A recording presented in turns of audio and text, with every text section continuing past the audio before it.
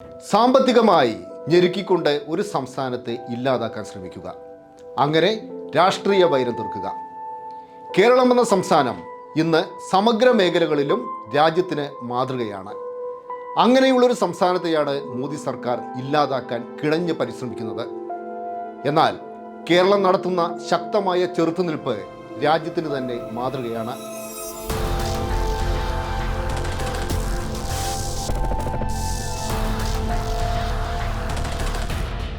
ഇതൊന്നും കേരളത്തിൽ നിന്നുള്ള കാഴ്ചകളല്ല. പക്ഷേ കേരളത്തിന് പുറത്ത്, പ്രത്യേകിച്ച് BJP ഭരിക്കുന്ന സംസ്ഥാനങ്ങളിൽ ഇതെല്ലാം നിത്യകാഴ്ചകളാണ്. കേരളീയരെ സാമുദായികമായി ഭിന്നിപ്പിക്കാൻ ആകാവുന്ന തന്ത്രങ്ങളെല്ലാം സംഘപരിവാർ പയറ്റി. केरला स्टोरी की इन दिनों काफी चर्चा है.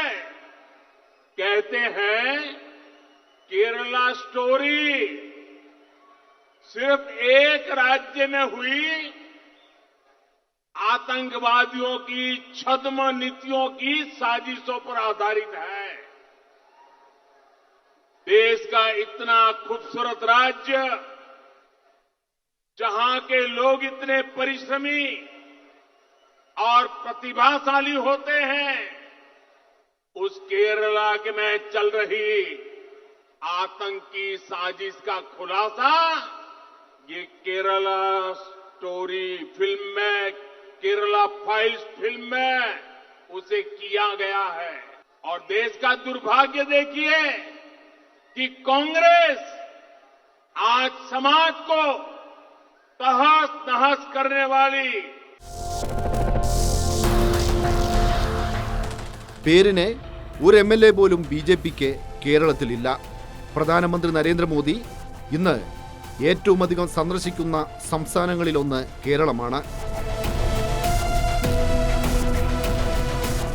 मुझे बताया गया है केरला में न रोजगार मेलों का आयोजन होता है और न ही सरकारी भर्तियों पर उतना ध्यान दिया जा रहा है. केरला के युवा राज्य सरकार के इस रवैये को कभी भूल नहीं सकते. उसका फोकस युवाओं को रोजगार और स्वरोजगार पर नहीं है.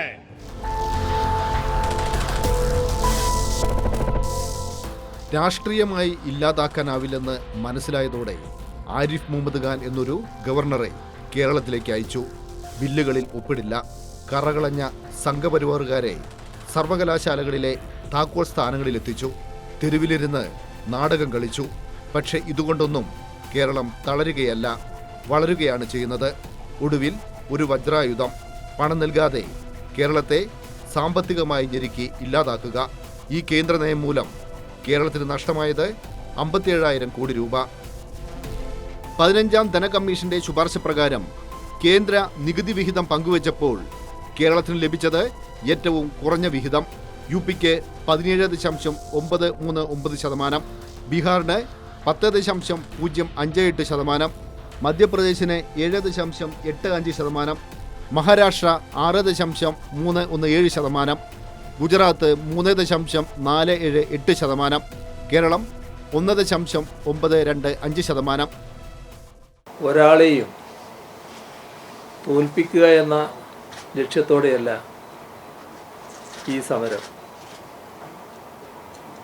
തോറ്റ് പിന്മാറുന്നതിന് പകരം അർഹതപ്പെട്ടത് നേടിയെടുക്കുക എന്ന ലക്ഷ്യമാണ് ഇതിനു പിന്നിൽ. രാജ്യമാകെ ഈ സമരത്തിന് പിന്തുണയുമായി കേരളത്തോടൊപ്പം നിലകൊള്ളുകയാണ്. അങ്ങനെ രാജ്യമാകെ കേരളത്തിനോടൊപ്പം അണിചേരുമെന്നാണ് ഞങ്ങൾ പ്രതീക്ഷിക്കുന്നത്. കേരളത്തെ അവഗണിക്കുന്നതിന് കേന്ദ്രത്തിന് ഒരു ന്യായമുണ്ട്. കേരളം വികസിത സംസ്ഥാനമാണ് എന്നതാണ് ന്യായം. കുറഞ്ഞ നികുതി വിഹിതം ലഭിക്കുന്നവർ നേരിടുന്ന സാമ്പത്തിക ബുദ്ധിമുട്ടിന് പരിഹാരം എന്ന വ്യാഖ്യാനത്തോടെയാണ് സംസ്ഥാനങ്ങൾക്ക് റവന്യൂ കമ്മി ഗ്രാന്റ് നൽകുന്നത്. അവിടെയും നേട്ടം BJP ഭരിക്കുന്ന UPക്കാണ്. 1.925% മാത്രം നികുതി വിഹിതം ലഭിക്കുന്ന കേരളത്തിന് 37,814 കോടി രൂപയുടെ റവന്യൂ കമ്മി ഗ്രാന്റ് ലഭിച്ചപ്പോൾ 17.939% നികുതി വിഹിതം ലഭിച്ച യു പിക്ക് ലഭിച്ചത് വൻ തുക 89,995 കോടി.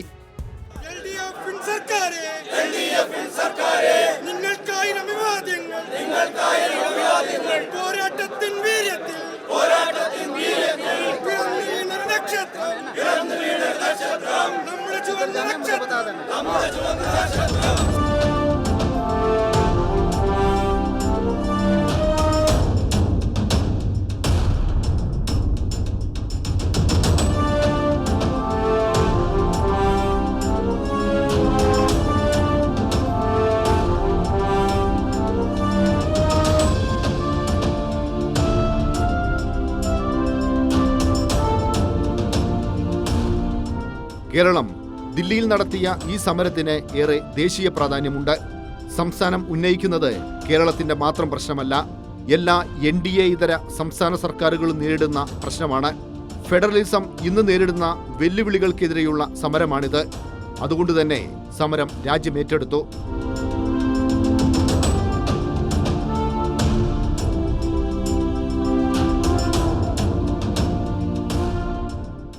കൂടുതൽ മികവിലേക്ക് പോകാൻ കേരളത്തെ സാധാരണഗതിയിൽ യൂണിയൻ സർക്കാർ പിന്താങ്ങിയാണ് വേണ്ടത്.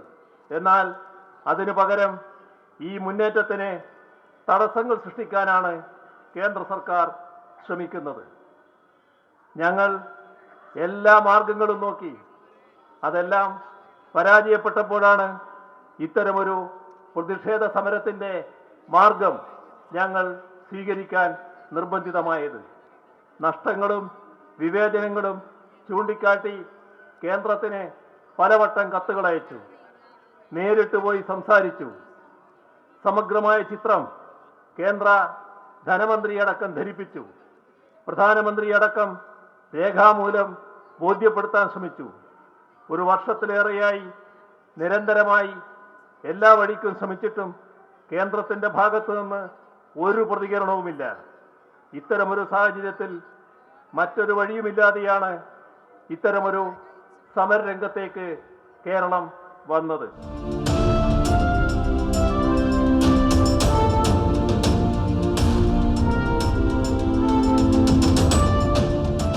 आज मैं बीजेपी वालों को कहना भी चाहता हूं, समय का चक्र घूमता है, समय बड़ा बलवान है, अहंकार मत करो। भगवान ना करे कल समय का चक्र जब घूमेगा और तुम इधर होगे और हम उधर होंगे, कहीं ऐसा ना हो कि यही कानून तुमको खाने के लिए दौड़े उसके बाद।